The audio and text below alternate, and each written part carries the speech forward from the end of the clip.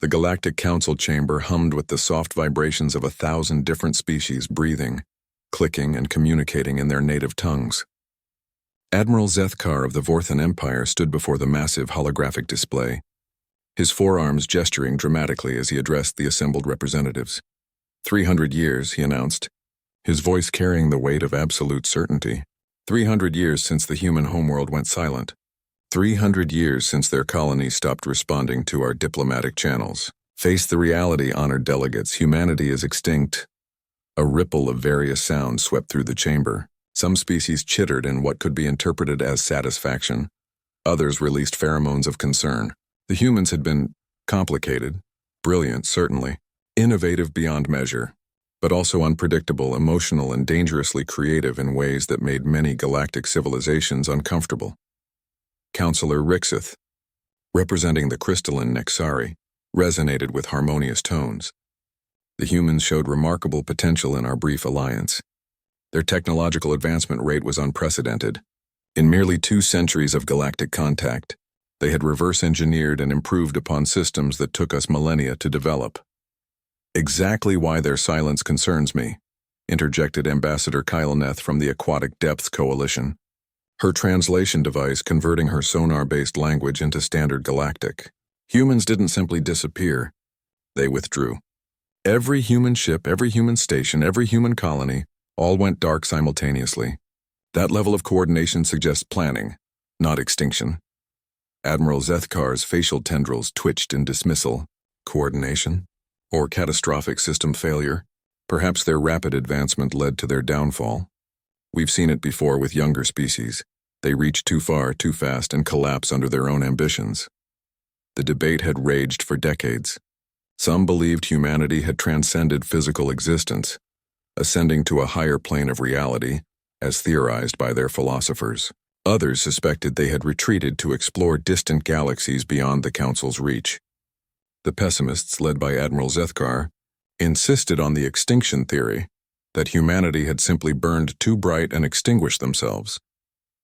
Dr. Yelavan, the insectoid chief xenobiologist of the Council, stood and extended her sensory antennae. My analysis of their final transmissions showed no distress signals, no calls for aid. Their last communication was a simple message: we require solitude to complete our work. That hardly sounds like a dying civilization. Or, Zethkar countered, it sounds exactly like a proud species refusing to admit defeat. Humans were notorious for their stubborn pride. They would rather disappear with dignity than beg for assistance. The argument was interrupted by the chamber's central AI system, its voice resonating through quantum frequencies that every species could understand. Honorable Council members, we are receiving an urgent priority communication from Patrol Fleet Omega-7, currently stationed at the Kepler terminus. Fleet Commander Grixnall of the Arthropod Chiton Confederacy materialized as a hologram, his exoskeleton bearing fresh battle scars. The entire chamber fell silent at his appearance. Grixnall was legendary for his tactical brilliance and had never lost the engagement in 40 years of service. Council, Grixnall began, his mandibles clicking rapidly in a pattern that suggested extreme agitation. We have a situation at the terminus. 3 hours ago, long-range sensors detected massive energy signatures emerging from the void sector, the region humans once called wild space. Admiral Zethkar leaned forward. Energy signatures? Elaborate, Commander. Multiple contacts, Admiral, ships, massive ones. Our initial scans suggest vessels unlike anything in our databases. The energy patterns are familiar yet completely foreign. They're moving in perfect formation toward the inner systems. Dr. Yelavan's antennae quivered. How many ships, Commander? Conservative estimate? Several thousand? But that's just the vanguard. Our deep space arrays are detecting additional signatures behind them. Many additional signatures. The chamber erupted in chaos. Representatives began transmitting urgent messages to their home governments while others demanded immediate military mobilization. Zethkar's voice cut through the noise. Commander, have you attempted communication with these vessels? Grixnall's image flickered as quantum interference distorted the transmission. Negative, Admiral. Standard protocols require Council authorization before engaging unknown species. However, he paused, his compound eyes reflecting the holographic displays around him. There's something else. The lead vessel's configuration is triggering recognition patterns in our archives. Preliminary analysis suggests design elements consistent with human engineering principles. The chamber fell silent again, but this time the silence carried a different quality. Where before there had been academic debate, now there was genuine uncertainty tinged with fear. Ambassador Kylneth's sonar clicked rapidly. "Commander, you're suggesting these ships are of human origin?" "I'm suggesting, Ambassador, that someone out there has been studying human designs very carefully, or—" He hesitated, his warrior's instincts clearly warring with his duty to report facts objectively. "Or what, Commander?" Sethkar demanded. "Or the humans never left, Admiral. They've been preparing, and now they're coming home." The implications hung in the air like a toxic cloud. If humanity had survived, if they had spent 3 centuries in isolation developing their technology, what kind of civilization would they have become? The humans the Council had known were already formidable with primitive ships and basic weapons. What could they accomplish with 300 years of uninterrupted advancement? Councillor Rixith's crystalline form pulsed with concerned harmonics. "Commander, what is the tactical assessment of these vessels?" Grixnell's expression shifted to what his species displayed when facing overwhelming odds. "Unknown, Counselor. Our sensors can barely penetrate their hulls. What we can detect suggests energy output levels that exceed our theoretical maximums. If these are weapons platforms—" He didn't need to finish the statement. Every representative understood the implication. The Galactic Council's combined fleets, representing dozens of civilizations and thousands of years of military advancement, might be facing an enemy they couldn't hope to match. "There's one more thing," Grixenal added reluctantly. "The lead ship has been broadcasting on a frequency. It's an old human frequency, one they used for emergency communications, but the signal isn't a distress call or a greeting." Admiral Zethkar's facial tendrils stopped moving entirely. "What is the message, Commander?" "It's not a message, Admiral. It's a targeting solution. They're painting every major council facility within 100 light years, and the signal is getting stronger." In the depths of space, hundreds of sleek vessels moved with predatory grace through the cosmic void, their hulls reflecting starlight like polished obsidian. At their head sailed a massive dreadnought, its design simultaneously beautiful and terrifying. On its bridge, figures moved with purposeful efficiency, their faces hidden in shadows but their intent crystal clear. Humanity had not died. They had evolved, and they were coming home to reclaim what was theirs. Captain Sarah Chen stood on the bridge of the UES Prometheus, her hands clasped behind her back as she watched the tactical display update in real time. 300 years of exile had changed humanity in ways the Galactic Council could never imagine. Where once they had been explorers seeking acceptance among the stars, they had become something far more focused, far more dangerous. "Admiral," came the voice of her tactical officer, Lieutenant Commander Marcus Torres, his cybernetic implants glowing softly blue along his temples. "The Council fleet is mobilizing. We're detecting movement from 17 different star systems.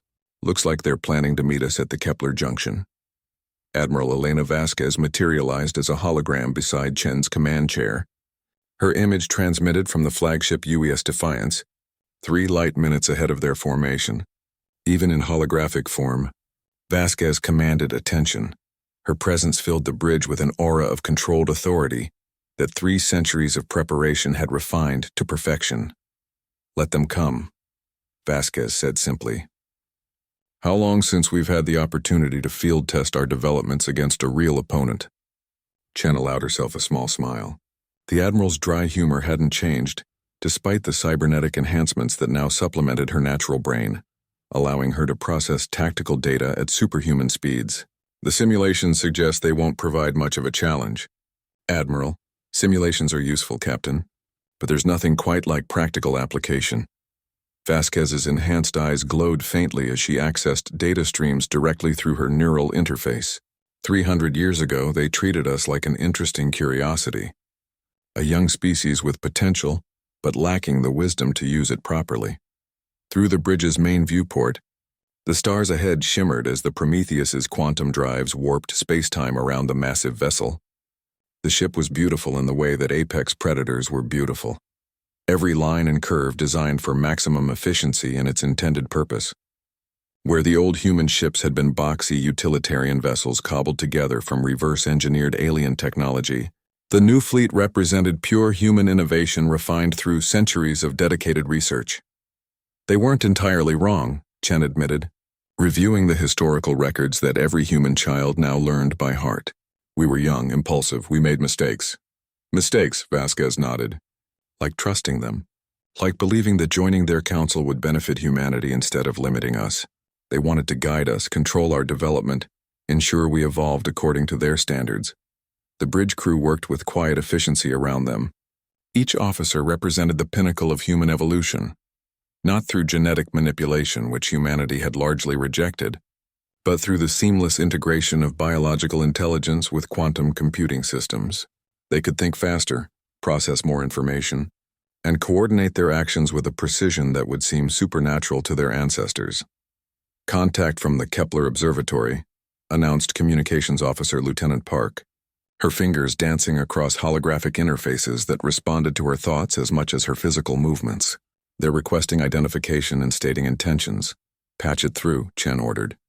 The main screen flickered, and Commander Grixnall appeared, his arthropod features tense with barely controlled anxiety. Behind him, the bridge of his flagship buzzed with activity as his crew prepared for what they clearly expected to be a hostile encounter. Unknown vessels. This is Fleet Commander Grixnall of the Galactic Council Defense Force. You are approaching Council space in violation of established protocols. Identify yourselves immediately and state your intentions.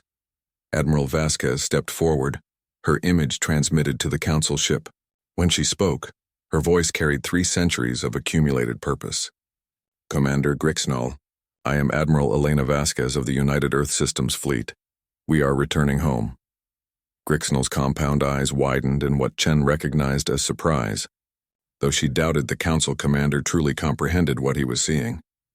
Impossible. Humanity has been extinct for 3 centuries. Our records clearly show— Your records, Vasquez interrupted smoothly, show what we wanted you to believe. Did you really think a species capable of reverse engineering your most advanced technologies in 200 years would simply vanish without a trace? The pause that followed stretched for several seconds. Chen could imagine the chaos erupting in council chambers across dozens of star systems as this transmission was relayed. The carefully maintained fiction of human extinction was crumbling, and with it, 3 centuries of galactic stability. If you are truly human, Grixnall said finally, then you know the terms of your exile. Your species agreed to remain beyond the void sector in exchange for the Council's promise not to pursue you. That agreement stands. Vasquez's smile was neither warm nor reassuring. Commander, I think you misunderstand the nature of our return. We're not here to negotiate. We're here to reclaim what was stolen from us. On tactical displays throughout the human fleet, targeting solutions updated continuously. Every Council ship, every orbital platform, every defensive installation within 100 light-years was now marked and categorized. The quantum computers aboard each human vessel processed millions of attack vectors per second, optimizing their approach for maximum efficiency. Stolen? Grixnall's mandibles clicked rapidly. The Council offered your species membership, technology, and guidance. How is that theft? You offered us a leash, Chen interjected, her voice carrying the accumulated anger of generations. You wanted to control our development, limit our research, ensure we never became a threat to your established order. When we refused to be your pets, you made our continued presence conditional on exile. Through the quantum communication network that linked every human ship, Chen could feel the shared emotion of her species, not rage, which would have been destructive but cold, calculated determination. 300 years of exile had taught humanity patience, and patience had taught them wisdom. The exile was voluntary, Grixnall protested. Your leaders chose to leave rather than accept Council oversight. Oversight, Vasquez repeated the word like a curse. You mean suppression. Your guidance would have kept us using your obsolete technologies, following your predetermined paths of development, becoming another client species in your empire of mediocrity. The tactical officer on Grixnall's bridge leaned over to whisper something urgent. The Council commander's expression shifted from confusion to alarm as he processed whatever information he'd received. How many ships? Grixnall asked quietly. Enough, Vasquez replied simply. The truth was that the human fleet numbered in the tens of thousands, but only a fraction of their forces were currently visible to Council sensors. The majority remained in quantum phase space, existing partially outside normal spacetime until needed. It was technology the Council had never developed, couldn't develop, because they had never faced the kind of existential pressure that had driven human innovation. "What do you want?" Grixnell asked, his warrior's instincts clearly telling him that this was a battle he couldn't win. "Justice," Vasquez said. "Reparations for 3 centuries of exile. Recognition of human sovereignty over our former territories, and a new understanding of humanity's place in galactic civilization. And if the Council refuses?" Vasquez's smile widened slightly. "Commander, you're a military man. You understand force projection. Look at your sensor readings and tell me what you think happens if the Council refuses." Grixnell's compound eyes focused on displays Chen couldn't see, but she could imagine what they showed.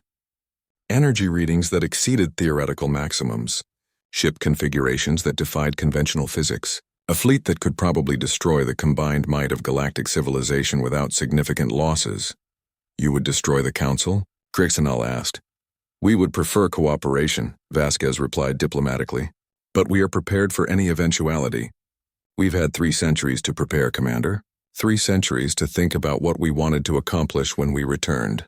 We are not the same species that left galactic space." Around them, the human fleet continued its inexorable advance toward the heart of Council territory.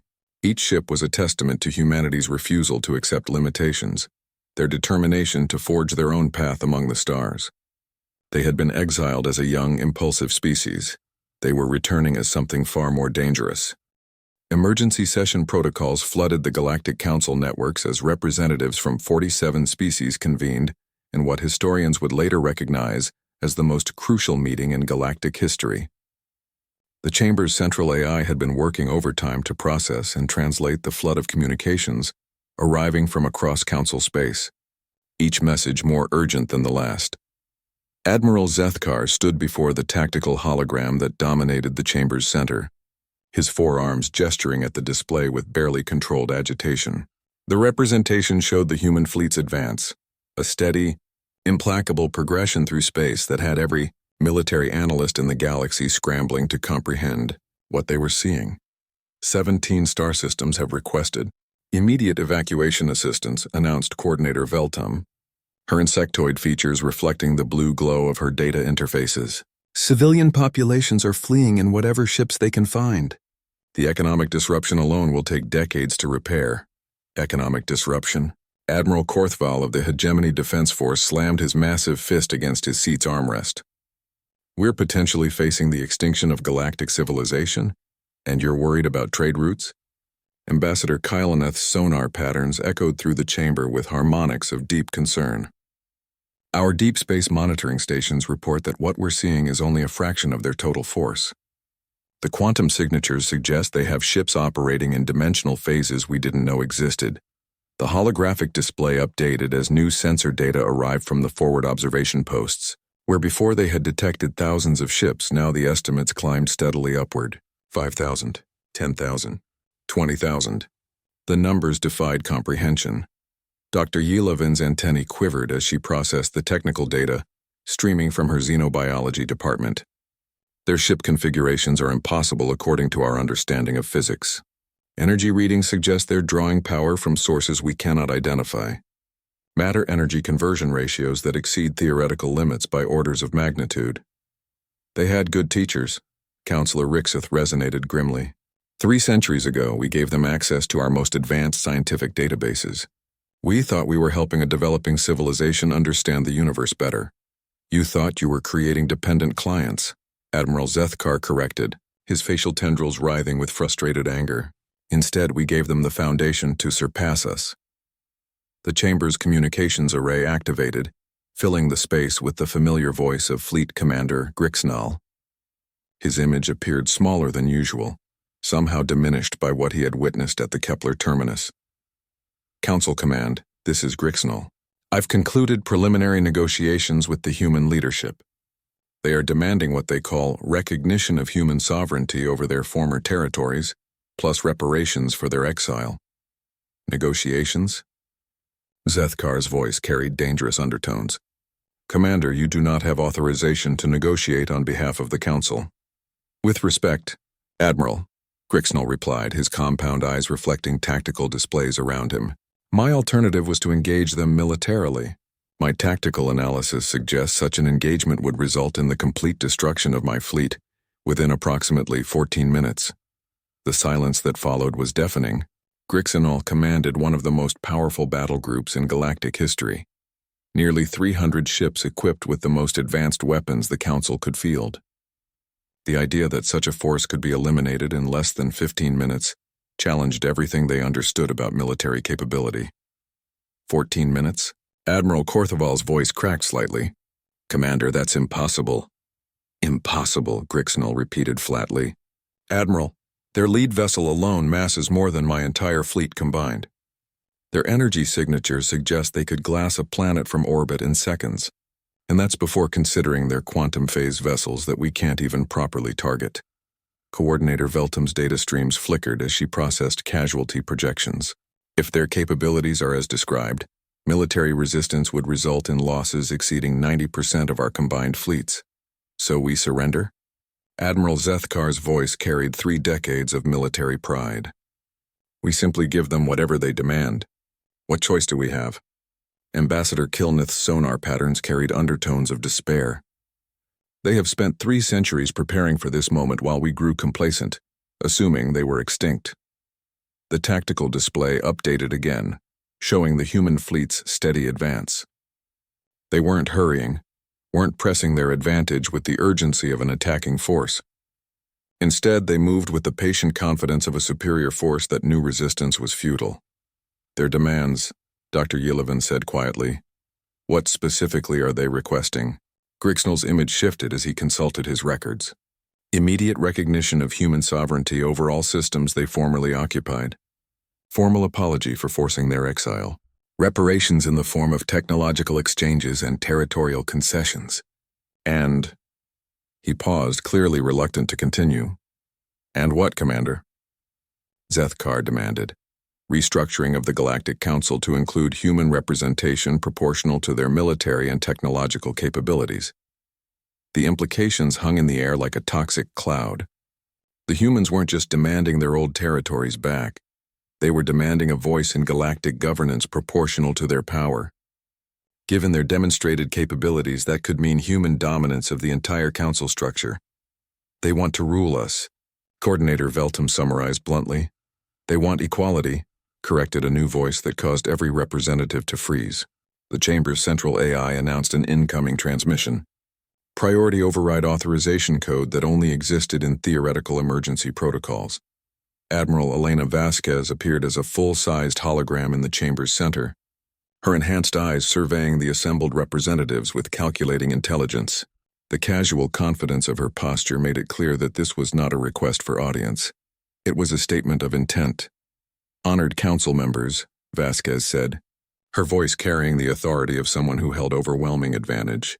I thought it appropriate to address you directly, rather than continue communication through intermediaries. You have no authority to address this council, Admiral Zethkar sputtered, rising from his seat. Admiral, Vasquez replied with a slight smile, I have the authority that comes from commanding a fleet, capable of reducing your civilization to radioactive debris within a standard galactic week. I prefer to think of that as comprehensive authorization. The casual way she mentioned galactic genocide sent chills through every representative present. This wasn't the emotional threat of an angry species. It was the calm assessment of available options by someone who had calculated the costs and benefits of each choice. What do you want from us? Counselor Rixith asked, his harmonics carefully modulated to avoid triggering hostile responses. What I want, Vasquez said, is very simple. I want humanity to take its rightful place among galactic civilization. 3 centuries ago, you offered us junior partnership under your guidance. We were young enough then to consider it. We're not young anymore. She gestured, and the chamber's displays updated with images of human worlds, human fleets, human technologies that defied conventional understanding. Cities that floated in quantum phase space. Ships that existed partially outside normal time. Weapons that could unmake matter at the subatomic level. We are offering you the same courtesy you once offered us. Vasquez continued. Join us as junior partners in the new galactic order. Accept human guidance in developing your civilizations toward their full potential. Submit to our oversight of your military and technological development to ensure galactic stability. The parallels to humanity's original exile were unmistakable. The same offer, the same conditions, with the roles reversed. The species that had once demanded submission were now being asked to submit. And if we refuse?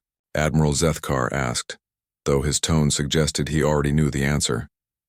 Vasquez's smile widened, and for the first time, every representative understood what humanity had become during their exile.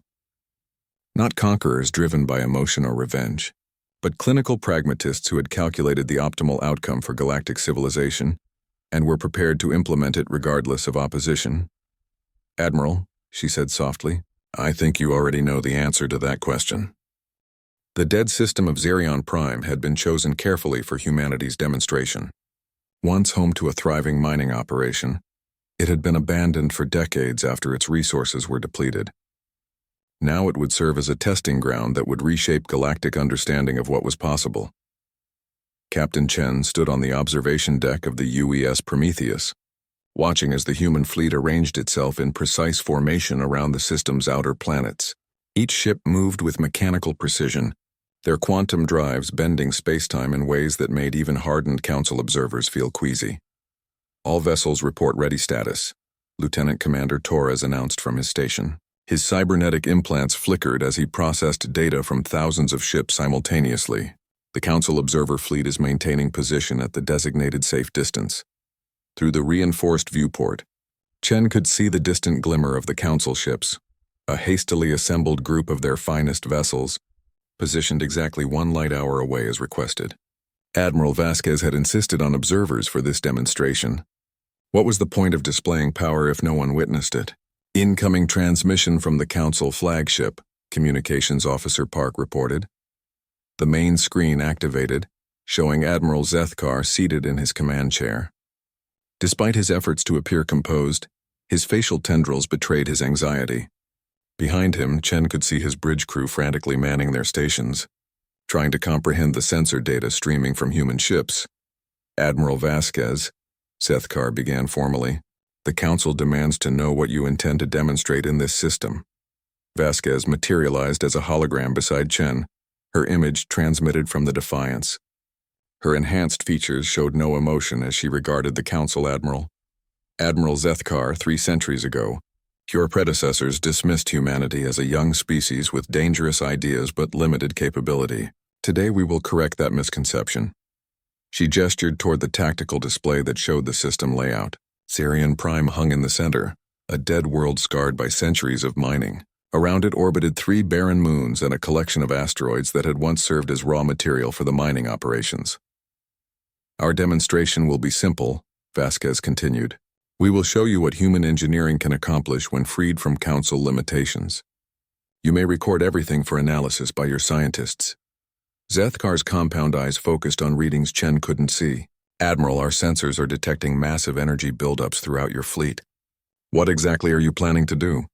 We're going to show you why the exile was the best thing that ever happened to humanity, Vasquez replied with a cold smile. The first phase began with the destroyers. 50 sleek vessels, each no larger than a Council frigate, moved into position around the asteroid field. Their hulls began to glow with energy that registered beyond theoretical limits on the Council's most sensitive instruments. Energy cascade initiated, Torres reported, all vessels reporting green across all systems. What happened next would be debated by galactic physicists for generations. The human destroyers didn't fire conventional weapons. Instead, they projected cascading energy fields that intersected at precise mathematical coordinates throughout the asteroid field. Where the fields met, reality itself seemed to ripple. The asteroid simply ceased to exist, not destroyed, not vaporized, not broken apart. They were unmade at the fundamental level. Their constituent atoms dispersed back into quantum foam. In the space of 3 seconds, 1 billion tons of rock and metal became nothing more than ambient background radiation. Aboard the Council flagship, alarms screamed as sensors tried to process what they had witnessed. The energy readings were impossible. The physics involved completely outside their understanding of how the universe worked. How? Zethkar whispered, his voice barely audible over his bridge's chaos. Quantum deconstruction fields, Vasquez explained matter-of-factly. We learned to manipulate matter at the subatomic level. Useful for resource extraction, but the military applications are obvious. The second phase commenced with the cruisers. These larger vessels, each massing more than a council dreadnought, positioned themselves around Zarian Prime's 3 moons. Their weapon systems activated, but instead of energy beams or projectiles, they projected something that looked almost alive, writhing tendrils of force that reached across space to caress the lunar surfaces. The moons began to change. Their rocky surfaces flowed like liquid, reshaping themselves according to human will. Mountains rose and fell in minutes. Valleys carved themselves across continents in seconds. Entire geographical features rearranged themselves as casually as a child playing with modeling clay. Planetary engineering on a macro scale, Chen observed quietly. We could terraform dead worlds in days instead of centuries. But the Council observers weren't focused on the peaceful applications. They saw weapons that could reshape entire planetary surfaces, that could turn any world into a death trap for its inhabitants. The military implications were staggering. This is impossible, breathed Dr. Yelavan, her transmission reaching them from the Council science vessel. Matter manipulation on this scale requires energy input that would drain the output of entire star systems. Only if you're using primitive energy sources, Vasquez replied. We've learned to tap directly into quantum vacuum energy. The universe itself powers our technology. The final phase was the most dramatic. The human dreadnoughts, massive vessels that dwarfed anything in the Council arsenal, surrounded Zarion Prime itself.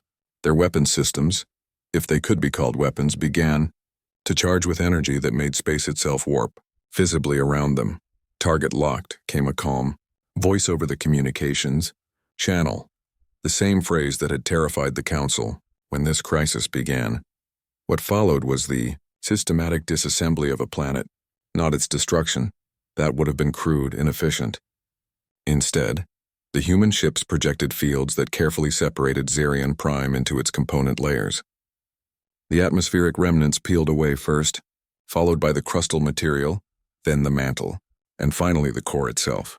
Each layer was sorted, processed, and reconstructed into useful materials with perfect efficiency. Where once a planet had existed, now there was a perfectly organized collection of refined resources, metals, crystals, exotic matter, all arranged in neat geometric patterns around the system's star. The entire process took 17 minutes.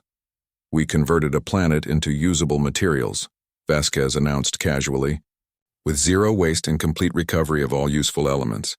Imagine what we could do to inhabited worlds if we chose to.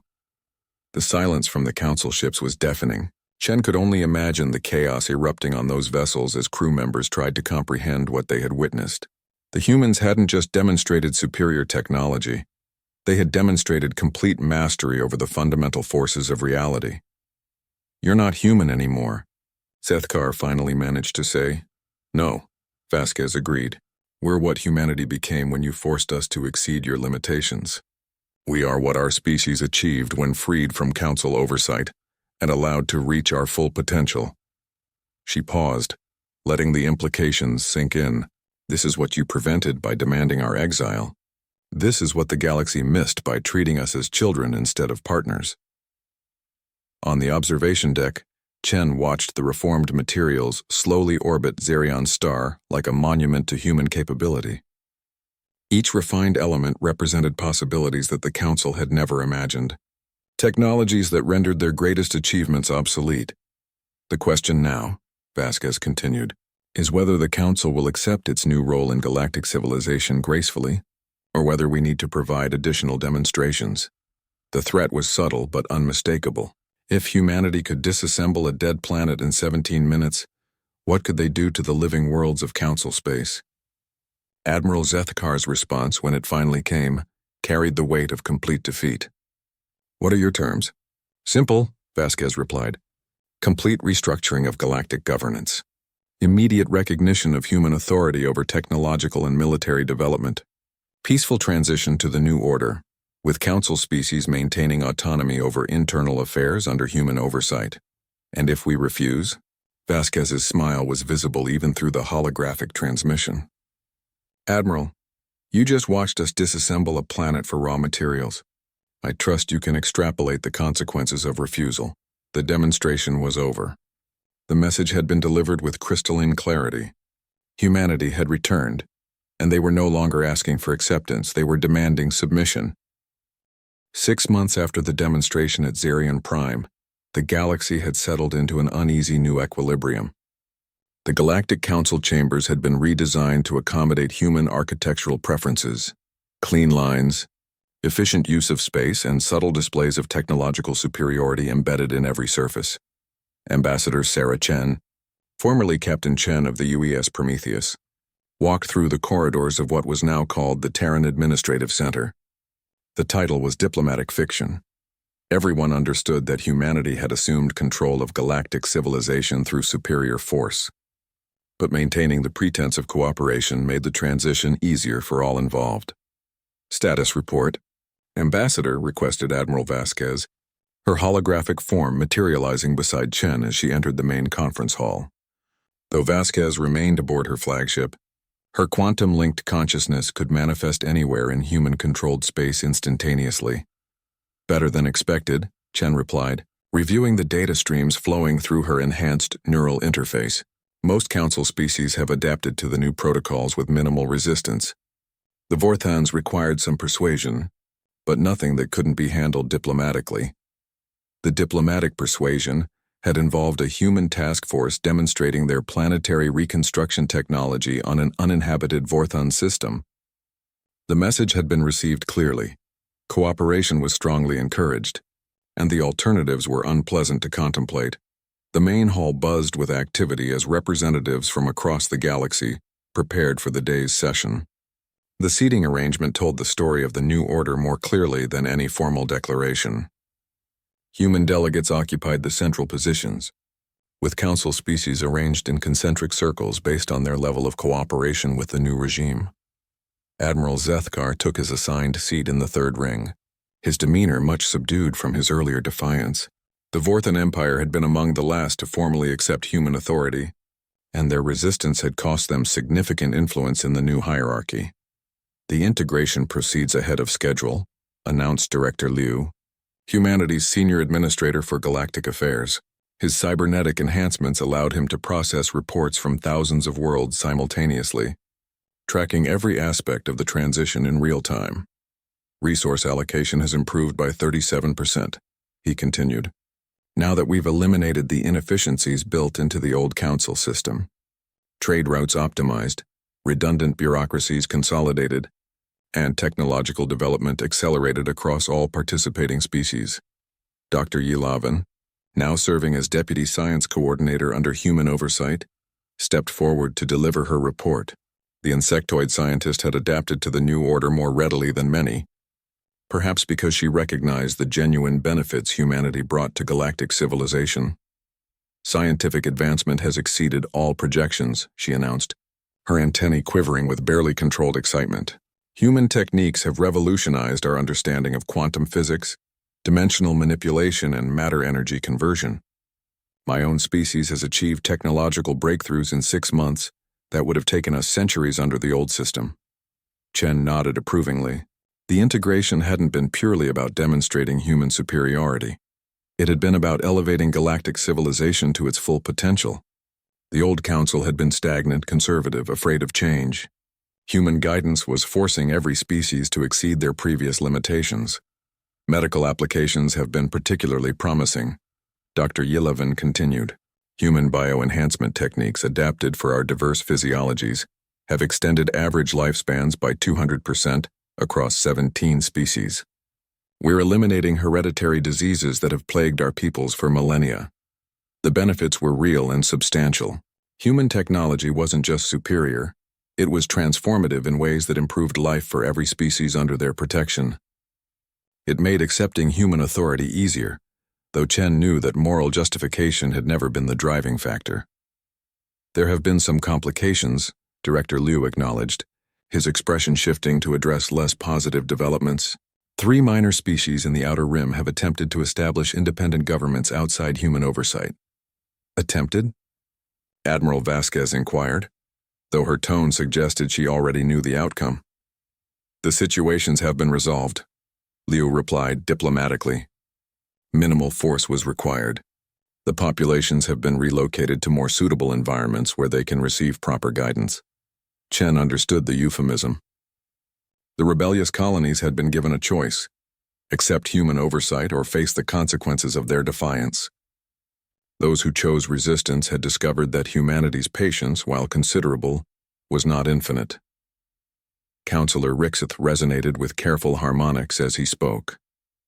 The Nexari Collective wishes to express gratitude for human assistance with our crystal matrix stabilization project. The techniques your engineers provided have increased our computational capabilities by orders of magnitude. Cooperation is always rewarded, Chen replied warmly. Species that work with us find their capabilities expanded in ways they never imagined possible. The carrot and stick approach had proven remarkably effective. Those who embraced human guidance found themselves elevated beyond their wildest dreams. Those who resisted faced consequences that served as object lessons for others who might consider defiance. Ambassador Kaleneth's sonar patterns carried undertones of nervous respect as she delivered her report. The Depths Coalition has completed restructuring of our military forces according to human specifications. Our new vessels, built with human-provided technologies, exceed our previous capabilities by factors we cannot calculate. Your fleet now serves as a valuable component of galactic security, Vasquez acknowledged. The Coalition's aquatic warfare capabilities complement human forces excellently. This was another key aspect of the new order. Human technology was freely shared with cooperative species, but always in ways that enhanced human strategic control. Every ship, every weapon, every advanced system contained safeguards that ensured ultimate human authority. Resource production has stabilized across all sectors, reported Administrator Torres. His consciousness linked to economic data from across the galaxy. Planetary output has increased by an average of 42% since implementation of human efficiency protocols. The numbers were impressive, but they told only part of the story. Human oversight had eliminated the waste and corruption that had plagued the old council system. More importantly, human technology made resource extraction cleaner, more efficient, and more sustainable. Dead worlds were being restored to life. Asteroid fields converted into manufacturing centers, and entire star systems optimized for maximum productivity. The Hegemony Defense Force requests permission to field test the new plasma weapon systems, Admiral Korthval announced, his massive frame intimidating even in the context of human dominance. Permission granted, Vasquez replied. Testing will be conducted under human supervision at designated ranges. All data will be shared with the Central Military Command for analysis. Even the most militaristic species had learned to request permission rather than simply acting independently. Human military superiority was so overwhelming that rebellion was literally unthinkable, not because species lacked the courage to resist, but because resistance lacked any possibility of success. Chen surveyed the assembled representatives, noting the mixture of resignation, adaptation, and in many cases, genuine enthusiasm for the new order. Humanity had not conquered through brutality or oppression. They had simply demonstrated such overwhelming superiority that resistance became meaningless. The transformation continues to exceed projections, Chen announced to the assembly. Galactic civilization is achieving potentials that would have remained unrealized under the old system. Every species benefits from human guidance and every world prospers under human protection. She paused, letting her words carry through the chamber's translation systems. This is what cooperation accomplishes. This is what the galaxy can achieve when guided by beings capable of transcending traditional limitations. The applause that followed was genuine, if tinged with complex emotions. Fear, certainly, but also hope. The species of the galaxy were beginning to understand that human dominance didn't mean human oppression. It meant human elevation of everything they touched. As the session concluded and representatives departed to their various responsibilities, Chen remained behind with Admiral Vasquez's holographic presence. How long until full integration is complete? Chen asked. Another 6 months for the major species, Vasquez replied. The smaller civilizations will take longer, but they lack the infrastructure to pose meaningful resistance anyway. And after that? Vasquez's enhanced eyes gleamed with possibilities that stretched beyond the current galaxy. After that, Ambassador, we begin preparing for expansion.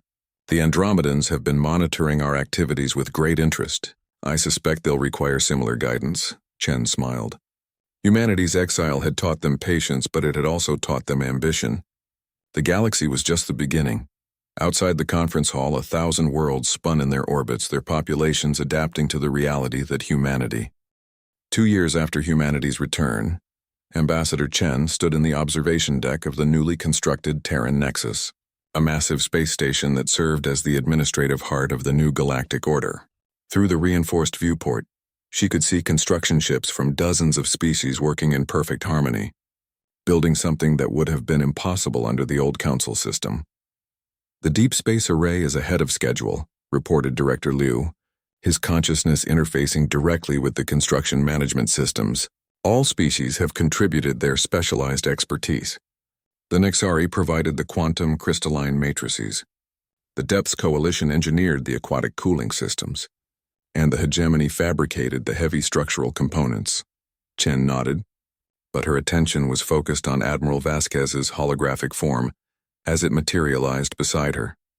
For the first time since humanity's return, Vasquez looked concerned. "Admiral," Chen inquired. "We have a problem," Vasquez said simply. "Long-range sensors have detected something approaching from the galactic void, something that makes our return look insignificant by comparison." The main display activated, showing sensor data that defied immediate comprehension. Massive energy signatures moving in formation, approaching the galaxy from the direction of the Magellanic Clouds.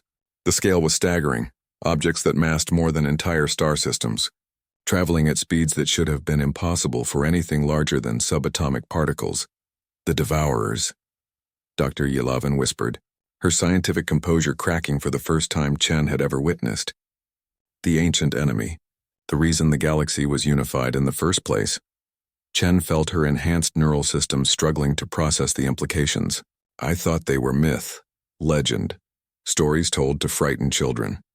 "Not myth," Admiral Zethkar said, his image appearing as he joined the emergency conference from his flagship. For the first time since humanity's return, his voice carried emotions other than defeat and resentment. "The oldest records speak of them. Entities from beyond the galaxy that consume entire civilizations. They came before eons ago.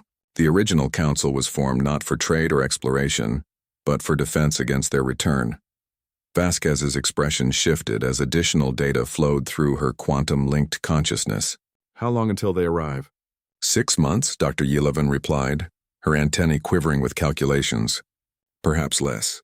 Their acceleration profile suggests technology beyond anything we've encountered." "Even beyond human technology?" Chen asked. The pause that followed was telling. Vasquez, who had casually discussed dismantling planets and reconstructing star systems, was silent as she processed the tactical implications of what they faced. "Unknown," she admitted finally, "but the energy signatures suggest capabilities that might exceed even our current development level." Admiral Korthval's image joined the conference, his massive frame radiating the controlled aggression that had made the hegemony the galaxy's premier military force before humanity's return. "How do we fight them?" "The same way the ancient civilizations did," Zethkar replied grimly. "Unity. Complete coordination of all galactic resources under centralized command. Every ship, every weapon, every technological advancement working toward a single purpose."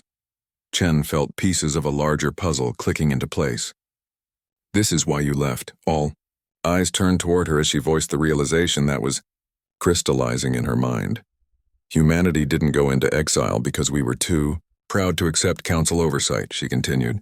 "We left because we knew they were coming back. We knew the galaxy would need defenders capable of things the council couldn't imagine." Vasquez's smile was proud, but grim. 3 centuries ago, our deep space monitoring stations detected the first energy signatures from the galactic void. Faint traces of the Devourers beginning their return journey. The Council dismissed the data as sensor ghosts, but human scientists recognized what we were seeing. "So you forced the exile," Chen realized. "Made it seem like wounded pride when it was really strategic necessity." The Council would never have united behind human leadership voluntarily, Admiral Vasquez confirmed. "Their pride, their established hierarchies, their fear of human potential. All of it would have prevented the cooperation necessary to prepare for this threat. We needed them to see human superiority demonstrated so completely that resistance became impossible. Director Liu's cybernetic implants flickered as he processed historical data. The last time the Devourers came, it took the combined might of hundreds of species working in perfect coordination to drive them back. And that was when galactic civilization was at its height, with technologies that were lost during the chaos that followed. Technologies you've recreated, Dr. Yelovin observed. The quantum manipulation fields, the matter-energy conversion systems, the dimensional phase generators, all of these are based on ancient principles that humanity somehow rediscovered. Not rediscovered, Vasquez corrected. Reverse-engineered from the archaeological sites we found during our exile. Dead worlds in the galactic halo. Civilizations that fell during the last Devourer incursion. We learned from their mistakes and improved upon their achievements. The scale of humanity's deception was staggering. 3 centuries of apparent exile, of seeming abandonment, had actually been 3 centuries of archaeological research, technological development, and strategic preparation for a threat that wouldn't arrive for generations. The new galactic order, Chen said slowly. The integration programs, the resource optimization. You've been preparing for war. We've been preparing for survival, Vasquez replied. The Devourers aren't conquerors seeking territory or resources. They're entities that consume organized matter itself, converting entire star systems into energy for their incomprehensible purposes. Fighting them isn't about victory. It's about ensuring something of galactic civilization survives. Admiral Korthval's tactical mind was already processing military implications. What do we know about their capabilities? They operate on scales that make our largest ships look like insects, Dr. Yelovin replied, her scientific training overriding her fear. Individual Devourer entities can mass as much as gas giants. Their weapons can unmake stellar cores. Their defensive systems can redirect supernovae. But they can be fought, Zethkar added grimly. The ancient records prove that. Coordinated attacks using quantum disruption fields can damage their core matrices. Properly configured dimensional weapons can force them back into the galactic void. Technologies that only exist because of human development, Shen realized. Technologies that exist because humanity spent 3 centuries preparing for this moment, Vasquez confirmed. Every innovation we've shared with your species, every capability we've demonstrated, every system we've integrated, all of it designed to create a unified galactic military force capable of facing the Devourers. The deep space array outside the station's viewport suddenly made sense. It wasn't just an administrative center or a symbol of human authority. It was a weapons platform designed to coordinate defensive operations across the entire galaxy. How many species know the truth? Chen asked. Only the oldest civilizations retain any records, Dr. Yelovin replied. The Nexari, the Depth Coalition, a few others. Most species have forgotten the ancient threat entirely. They'll know soon enough, Vasquez said grimly. In 6 months, when the Devourers arrive, every species in the galaxy will understand why humanity really returned. Director Liu's consciousness interfaced with defense planning systems across human space. Battle stations are already under construction in 47 star systems. Resource allocation has been redirected to military production. Population evacuation plans are being finalized for systems too close to the projected invasion routes. The irony, Chen observed, is that in preparing to fight the Devourers, you've essentially become what they feared we would become. A species with godlike power ruling over galactic civilization. The difference, Vasquez replied, is that our authority has a purpose beyond itself. When the last Devourer ship limps back into the galactic void, when the threat is ended, humanity will step back from direct control. But until that day, every resource, every ship, every life in this galaxy belongs to the war effort. Outside the station, construction continued around the clock as the greatest military buildup in galactic history prepared for humanity's ultimate test. The species that had once feared human dominance were about to discover that human dominance was the only thing standing between them and extinction. The exile was over. The deception was complete. The real war was about to begin, In the depths of space beyond the galactic rim, ancient entities that had slumbered for eons stirred with hunger, their vast consciousnesses focused on the rich garden of organized matter that awaited them. They had no idea what humanity had become during their long sleep.